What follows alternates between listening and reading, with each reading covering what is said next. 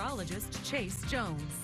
Oh, what do you guys want to talk about today? Some of those clear skies, how sunny it was, how dry the weather is, those low dew points, those high humidity values. I'm not quite sure, but another beautiful sunset really closing in on the weekend. I cannot believe it's Friday already. It was the end of September. It's the beginning of October. There was a whole lot going on today. Temperatures all the way down into those upper 50s, a good run at those lower 90s, and we are cooling off quickly again. Now, we're going to continue to cool off quickly underneath these clear skies, but some cloudier weather is going to try to work its way in. Of course, as those hurricanes make their way off the East Coast, we're seeing that high pressure lock itself in place for a couple days.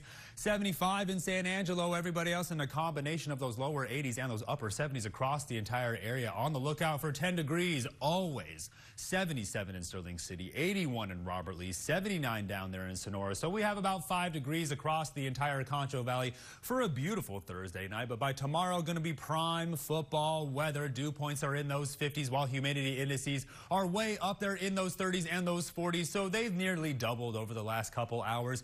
That's the usual trend as we make our way into a beautiful weekend. Make plans or don't, but we're going to be out there at Ram Jam. So come by, say hi, get some free food, take a picture, whatever you got to do. Just do not waste the first weekend of October. Now, Moisture Tracker is going to show you no moisture making its way into the Concho Valley, just more dry air. The upper level pattern finally becoming more normal as this high pressure blocking pattern moves out of the way. Finally, some cooler weather is going to start making its way through, but some areas in those higher elevations are already starting to see rounds of snow, and it was in those upper 20s today, somewhere in the northeast. Now, colder weather is trying to work its way in. Water vapor imagery showing you the high pressure locking itself across the entire southern part of the United States. But here comes that cold weather off the northwest. Severe weather outlook has been quiet all day. I'm going to slide to the other side of the screen so you guys can see just how quiet it is off the East Coast. Now, down at the surface, really just sort of keeping our eye on the ginormous high pressure. No weather whatsoever across the entire United States. Everybody's just looking off the West Coast.